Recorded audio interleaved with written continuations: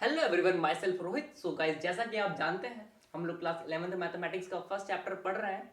हमने लेक्चर 1 के अंतर्गत सेट को समझा था, रिप्रेजेंटेशन ऑफ सेट को समझा था, और जो अपना लेक्चर 2 हुआ था उसके अंतर्गत हमने टाइप्स ऑफ सेट के बारे में जानकारी हासिल की थी और डिफरेंट टाइप ऑफ सबसेट्स के बारे में भी हमने पढ़ा था। जो आज का वीडियो होने वाला है इसके अंतर्गत हम लोग operation on set and Venn diagram को पढ़ने वाले हैं। ये दोनों टॉपिक्स को हम साथ में इसलिए कर रहे हैं क्योंकि ये दोनों टॉपिक्स आपस में इंटरलिंक्ड हैं। एक बात और जान लीजिए, अब से हम लोग जो वीडियो बनाएंगे वो टॉपिक वाइज वीडियो बनाएंगे। जैसे कि कोई भी चैप्टर हमने उठा लिया, जैसे कि फॉर एग्जांपल सेट को उठा लिया। सेट जो चैप्टर है इसके अंतर्गत कई सारे टॉपिक्स होंगे जिनके ऊपर अब से वीडियो बनने वाली है। एक टॉपिक एक वीडियो। इसका आपको क्या प्रॉफिट होगा, जैसे कि आपको रिवीजन में प्रॉफिट होगा। जैसे कि हम लोग लेक्चर के अंतर्गत कई सारे टॉपिक्स हैं उन्हें कवर कर लेते थे। जैसे कि जब आप रिवीजन करते थे तो आपको वो टॉपिक अलग से पढ़ने की जरूरत पड़ती थी कि आपको याद ही नहीं रहता था कि किस चैप्टर किस लेक्चर के अंतर्गत हमने ये जो कॉन्सेप्ट है, ये जो टॉपिक है ये पढ़ा था।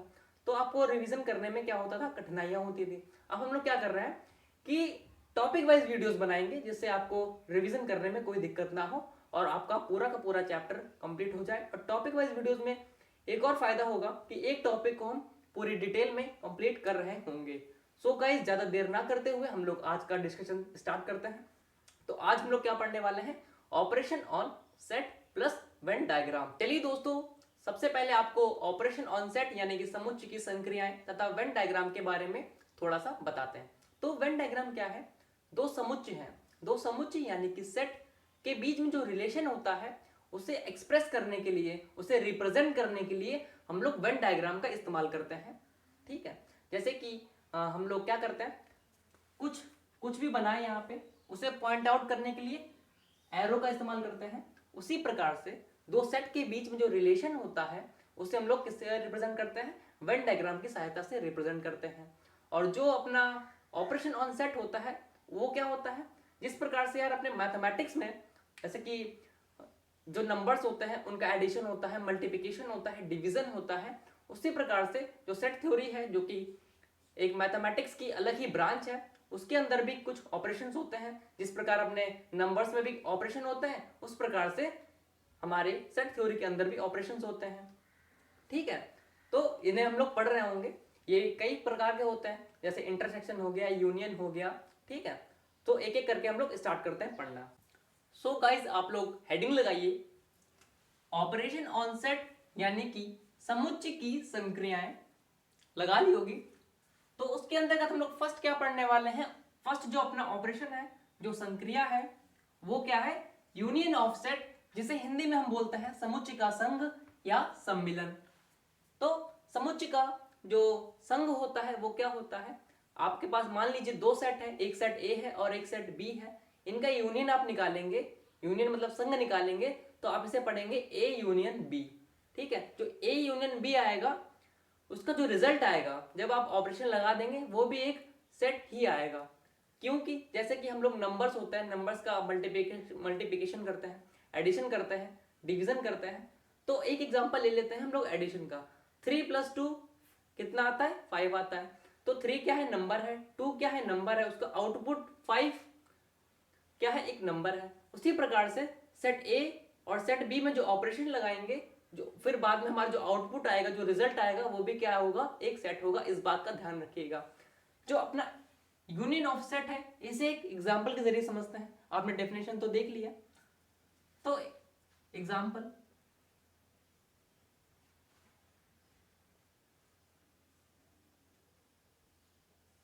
मान लीजिए आपके पास में एक सेट ए है,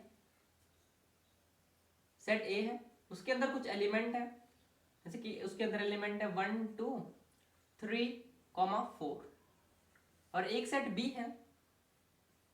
अभी हम लोग मैथमेटिकल डेफिनेशन भी देखने वाले हैं। बी ले लिया, एक सेट बी है, उसके अंदर एलिमेंट है आपके 3 4 5 6। अब आपसे बोला है एग्जामिनर ने या किसी भी व्यक्ति ने कि आपको ए यूनियन बी निकालना है, यानी कि ए और बी जो सेट है उनका यूनियन यानी कि संघ या सम्मिलन फाइंड करना है। ये सम्मिलना लिख दिया बाय मिस्टेक। तो आपको ए यूनियन बी फाइंड करना है, तो कैसे फाइंड करेंगे? आप लिखेंगे ए यूनियन बी। जो ए यूनियन बी आने वाला है वो भी एक सेट ही आएगा, ठीक है, सेट यानी कि समुच्चय। तो आप क्या करेंगे, सेट ए के जो एलिमेंट है वो आपको यहाँ पे लिख देने हैं और सेट बी के एलिमेंट भी यहाँ पे लिख देने हैं। तो ए यूनियन बी की डेफिनेशन एक बार फिर से सुन लीजिए। ऐसा समुच्चय यानी कि ऐसा सेट, ठीक है, जिसके अंदर जो गिवन आपके सेट होते हैं उनके एलिमेंट से मिलकर जो बनता है, जो सेट बनता है, उसे हम कहते हैं ए यूनियन बी, ठीक है। तो जैसे कि दो सेट हमारे पास गिवन है, इन दोनों सेट के एलिमेंट्स से यानी कि जो अवयव है उपस्थित है उनसे बना सेट आपका क्या कहलाएगा? ए यूनियन बी, ठीक है। तो आपने सेट ले लिया 1 2 3 4, तो ये एलिमेंट्स आपको यहाँ पे लिखने पड़ेंगे ए यूनियन बी के अंतर्गत 1 2 3 4। फिर सेट बी के एलिमेंट आपको लिखने पड़ेंगे 3 4 5 6, जो इसके सेट बी के एलिमेंट है। बट आप 3 क्या ए यूनियन बी के अंतर्गत लिखेंगे? क्या 4 को आप ए यूनियन बी के अंदर लिखेंगे? बताइए, नहीं लिखेंगे। क्योंकि जो 3 और 4 आप लिख देंगे, जैसे कि आपने मान लिया लिख दिया 3, 4, तो क्या मिस्टेक हो गई? इसमें जो 3 है वो 2 बार आ गया, 4 भी 2 बार आ जाएगा। लेकिन ऐसा क्या होता है, सेट के अंदर अलाउड नहीं होता है, उसके अंतर्गत अवयवों का जो रेपिटेशन होता है वो अलाउड नहीं होता है। जैसे कि कोई भी अवयव है वो किसी भी सेट में एक ही बार आ सकता है, ठीक है, ये इस बात का भी ध्यान रखिएगा। तो 3 और 4 को हम क्या लिखेंगे? एक ही बार लिखेंगे। हमने इरेज कर दिया। फिर जो नेक्स्ट एलिमेंट है सेट बी के 5, 6, उन्हें हम यहाँ पे लिख देंगे 5, 6। ये आपका आगे ए यूनियन बी। बस यही सिंपल सा होता है। इससे आपको वेन डायग्राम, इसका वेन डायग्राम बनाना सिखाते हैं। वेन डायग्राम बेसिकली क्या होता है, एक रेक्टेंगल होता है, एक आयत बना देते हैं और उनके अंदर क्या बना देते हैं? सर्कल बना देते हैं जो कि सेट को रिप्रेजेंट करते हैं। ये हमने रेक्टेंगल बना दिया, एक तरीके से सेट ए और सेट बी की दुनिया कहलाते हैं, ठीक है। तो एक सेट ए हो गया और सेट बी हो गया। ये सेट ए है, ये सेट बी है और ये क्या है? यूनियन है। सॉरी, यूनियन नहीं है, ये यूनिवर्सल सेट हो जाएगा। यूनिवर्सल सेट आपको हम पढ़ा चुके हैं टाइप्स ऑफ सेट में। अगर आपने लेक्चर 2 नहीं देखा है तो आप प्लीज देख सकते हैं। तो जो ये वाला देखिए पोर्शन, जो ये वाला पोर्शन जो जो चांद टाइप में बना हुआ है इस प्रकार से,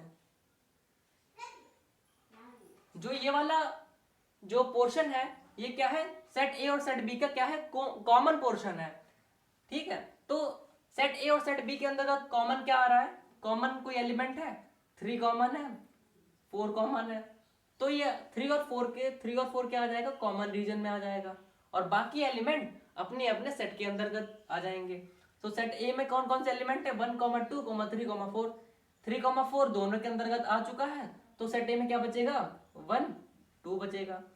और यहाँ पे 3 और 4 तो आ चुके हैं सेट बी में, इधर बचेगा 5, 6। ये क्या हो जाएगा आपका? A union B. ये सेट बने हैं अभी। अगर ए यूनियन बी आपसे कहे, ए यूनियन बी आपको दिखाना है वेन डायग्राम के अंतर्गत, तो आप क्या बताएंगे? ये वाला जो पोर्शन होगा आपका, ये पोर्शन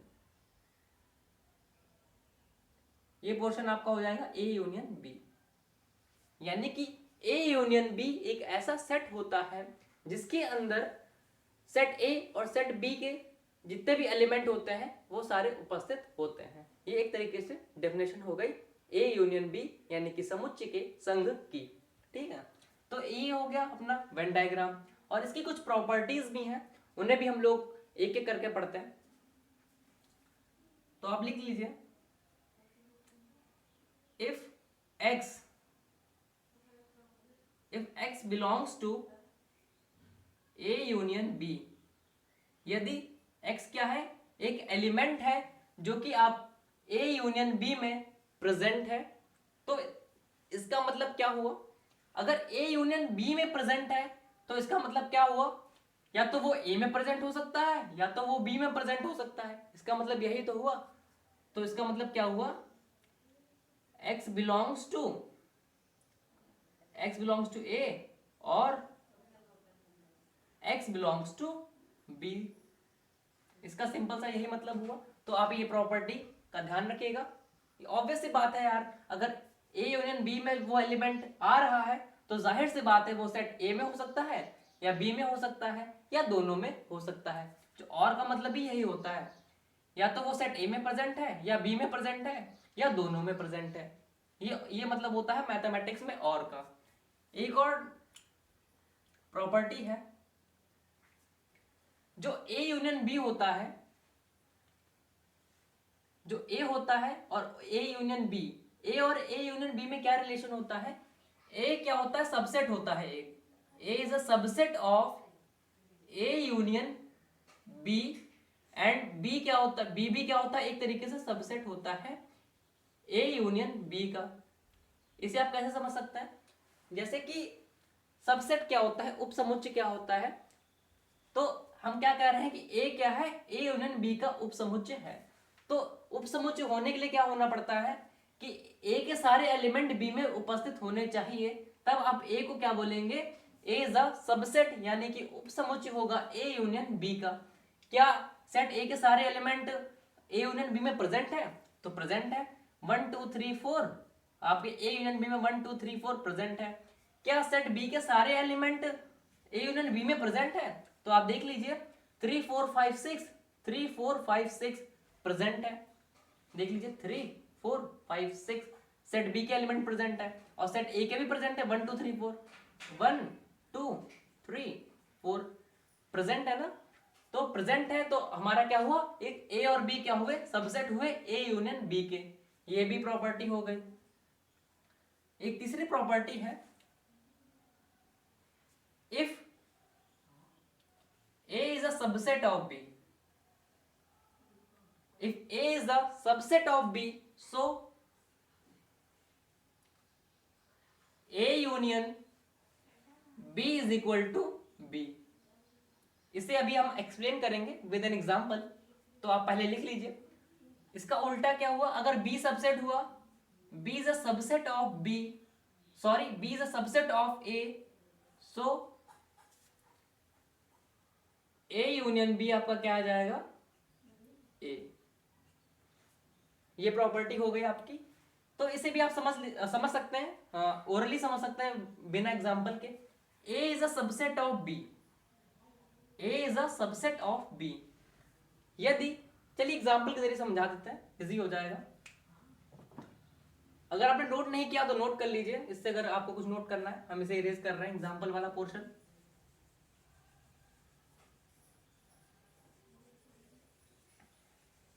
और वेन डायग्राम जरूर बना लीजिएगा।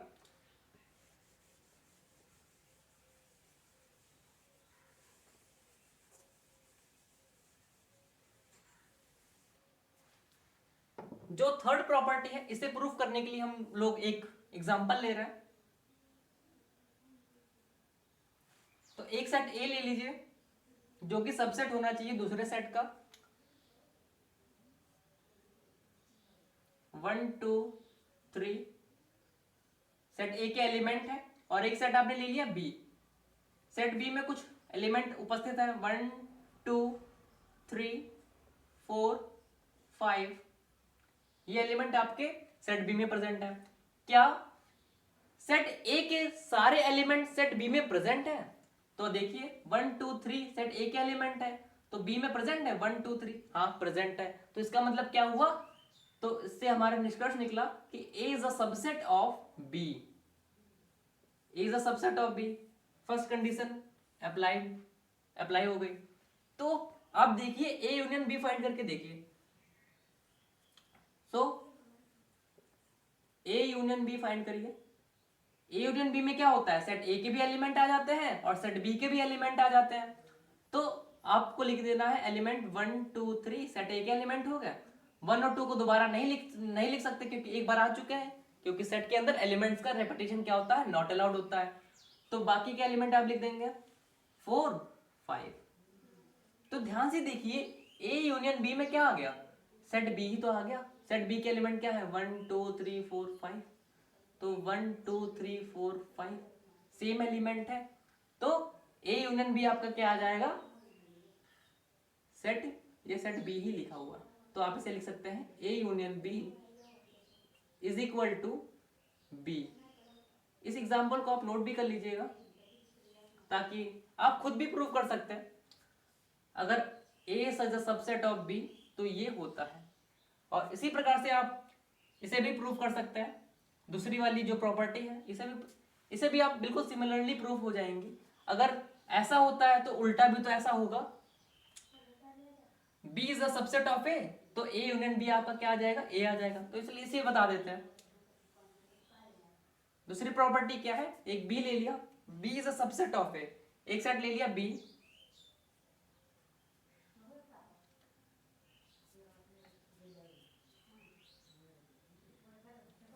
तो आप यहां पे भी कर सकते हैं। अगर इसे नाम दे दिया जाए B,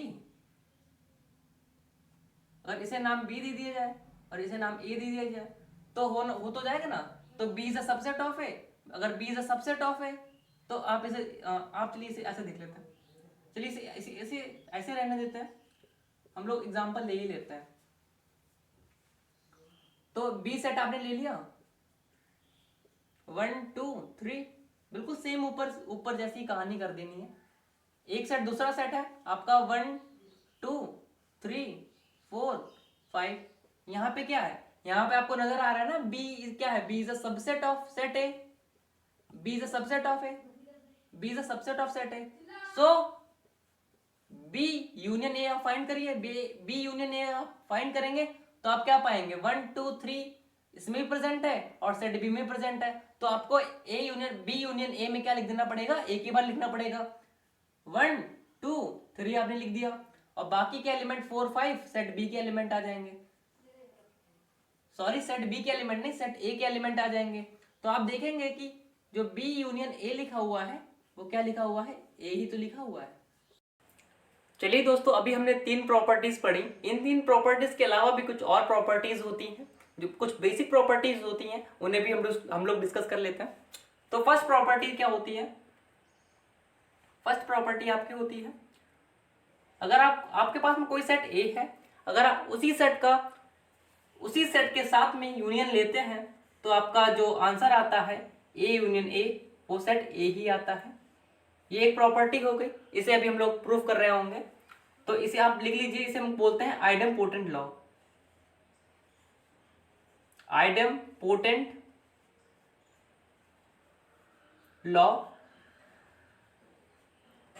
हिंदी में हम लोग बोलते हैं वर्गासम नियम, वर्गासम नियम। और सेकंड प्रॉपर्टी है अपनी,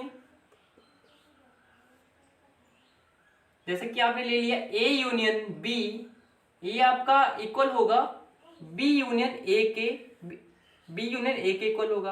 यानी कि अगर आप A यूनियन B लेते हैं और B यूनियन A लेते हैं, वो दोनों क्या होंगे, आपस में इक्वल होंगे। इस प्रॉपर्टी को हम बोलते हैं कम्यूटेटिव लॉ, और हिंदी में बोलते हैं, हिंदी में क्या बोलते हैं, क्रम विनिमय नियम।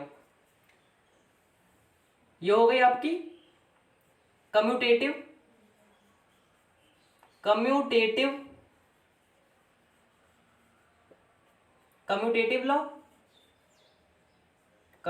लॉ, जिसे हिंदी में बोलते हैं क्रम विनिमय नियम। इसे हिंदी में क्या बोलते हैं, क्रम विनिमय नियम। तो लिख लीजिए क्रम विनिमय नियम। इसके हिंदी नाम से ही पता चल रहा है क्रम विनिमय नियम। क्रम मतलब ऑर्डर, विनिमय का मतलब होता है एक्सचेंज। तो अगर आप इनका जो ऑर्डर है वो एक्सचेंज कर देंगे तो कोई फर्क नहीं पड़ेगा। जैसे कि आप लिखा A यूनियन B लिखा है, तो B यूनियन A का कोई फर्क नहीं पड़ेगा, दोनों इक्वल ही होते हैं। ठीक है, तो ये आपकी दूसरी प्रॉपर्टी हो गई। तीसरी प्रॉपर्टी है आपकी एसोसिएटिव लॉ। ऐसे आपने ले लिया A union B union C equal to, ये आपका इक्वल होगा, इसमें क्या है एसोसिएटिव लॉ यानी साहचर्य नियम में क्या होता है, अगर आप पहले B यूनियन C लेते हैं या आप ए यूनियन बी लेते हैं वो इक्वल होगा। तो आपके पास में तीन सेट थे ए यूनियन बी, हाँ सॉरी ये गलत मिस्टेक कर रहा है, इट्स माय मिस्टेक। तो आपके पास में तीन सेट हैं, एक सेट ए है, एक सेट बी है, एक सेट सी है। तो पहले आप चाहे बी यूनियन सी लेके ए के साथ में यूनियन लीजिए, या ए यूनियन बी पहले ले लीजिए और उसके बाद में सी के साथ में यूनियन लीजिए। ये क्या होता है, इक्वल होता है। तो यहाँ पे आपने ले लिया बी यूनियन सी का, आपने यूनियन ले लिया, इससे जो आंसर आएगा उसका यूनियन आप ले रहे हैं ए के साथ में, ये किसके बराबर होगा, ये आपका बराबर होगा ए यूनियन बी का आपने ले लिया यूनियन, फिर इसका यूनियन ले रहे हैं आप सी के साथ में। ये क्या हो गई आपकी एसोसिएटिव लॉ हो गया। इसे क्या कहते हैं, एसोसिएटिव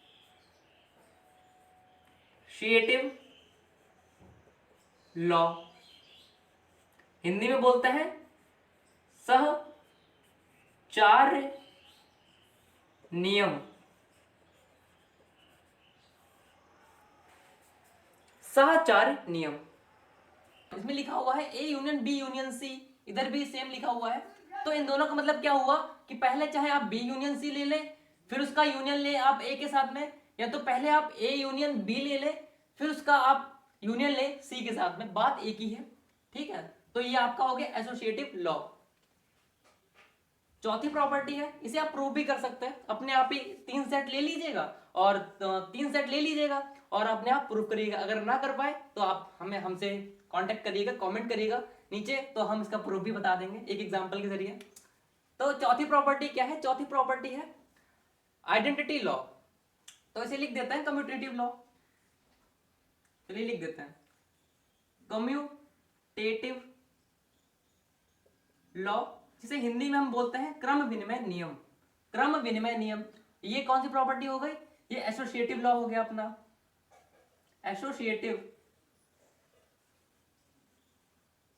एसोसिएटिव लॉ।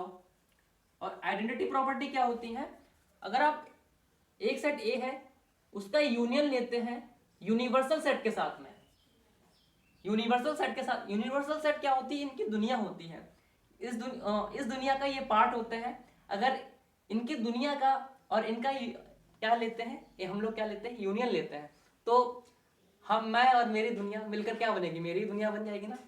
तो ये भी क्या आएगा, आपका यूनिवर्सल सेट आएगा। ये क्या होता है, आइडेंटिटी लॉ होती है, ठीक है।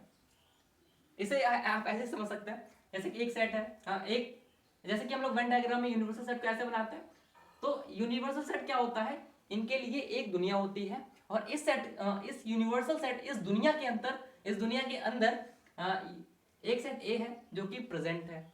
तो यूनियन में क्या लेते हैं, वो यूनिवर्सल सेट भी लेना है और ए सेट भी लेना है, तो इसे दोनों को ले लेंगे तो पूरी दुनिया ही आ जाएगी ना। तो ये प्रूफ आप ऐसे भी समझ सकते हैं, ठीक है। एक सेट ए है, उसका आपको यूनियन लेना है फाई के साथ में। फाई क्या होता है आप बताइए, आप तो पढ़ चुके हैं, कमेंट करिएगा, तुरंत ही करिएगा। तो फाई जो होता है इसे हम लोग बोलते हैं एम्प्टी सेट, हिंदी में रिक्त समुच्चय या शून्य समुच्चय।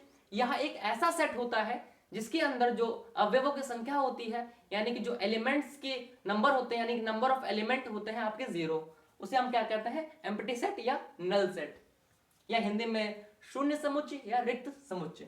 तो ए यूनियन फाई आपका क्या आ जाएगा, एक आपको सेट लेना है, फाई के अंदर क्या होगा, फाई के अंदर कोई एलिमेंट ही नहीं होगा, तो उसका सेट ए के साथ में यूनियन क्या आएगा, वही सेट ए ही आ जाएगा, ऑब्वियस सी बात है।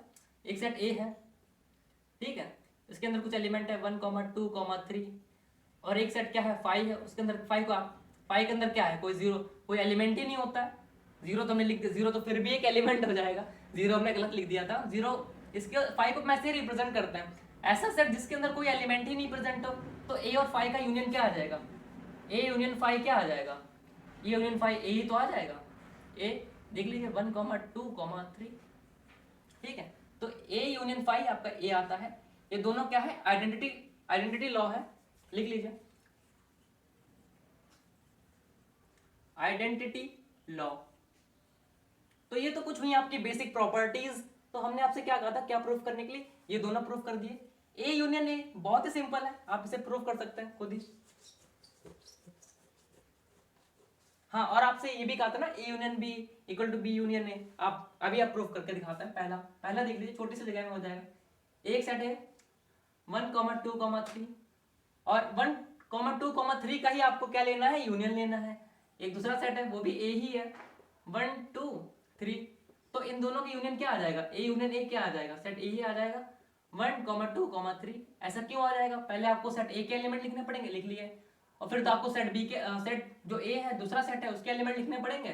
वो क्या आप लिखेंगे, नहीं लिखेंगे, क्योंकि जो आपके एलिमेंट्स है वो क्या हो जाएंगे, रिपीट हो जाएंगे। रिपीटेशन क्या होता है, सेट के अंदर अलाउड नहीं होता है। तो ये आपकी प्रूफ हो गई। तो फर्स्ट प्रॉपर्टी हमने बता दी, ये फोर्थ भी बता दी। अगर ये हमने आपको होमवर्क में दिया है, अगर आपसे ना हो तो आप हमसे कांटेक्ट करिएगा, हम आपको बता देंगे। इंस्टाग्राम पे भी मैसेज कर सकते हैं, लिंक डिस्क्रिप्शन में है, फॉलो कर लीजिएगा अपने ऑफिशियल पेज को।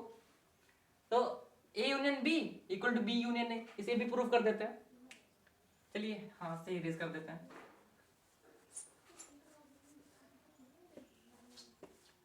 तो इसके लिए हम लोग वेन डायग्राम बना लेते हैं। वेन डायग्राम बना लिया, ये सेट ए हो गया और ये सेट बी हो गया, ये सेट ए हो गया, ये सेट बी हो गया। तो ए यूनियन बी क्या होगा, ए यूनियन बी तो अपना ये सेट होगा, और B union A, B union B तो यही होगा, बी यूनियन ए। तो यहां से प्रूफ हो गया ना, A union B equal to B union A. तो ये हुआ आपका आज का बेसिक यूनियन, सेट का यूनियन यानी कि यूनियन ऑफ सेट, यानी कि इसे हिंदी में बोलते हैं समुच्चय का संघ या सम्मिलन। उम्मीद करता हूं आपको वीडियो पसंद आया होगा। अगर आपको अच्छा लगे तो अपने दोस्तों को शेयर करिएगा। और एक बात और, इस चैनल को जरूर सब्सक्राइब कर लीजिएगा, ठीक है, क्योंकि आपसे आपको ऐसी वीडियोस मिलने वाली हैं। सो अपना ध्यान रखिएगा। तब तक के लिए क्या, अब लोग नेक्स्ट वीडियो आपका होगा इंटरसेक्शन ऑफ सेट के ऊपर, ठीक है। So thank you guys.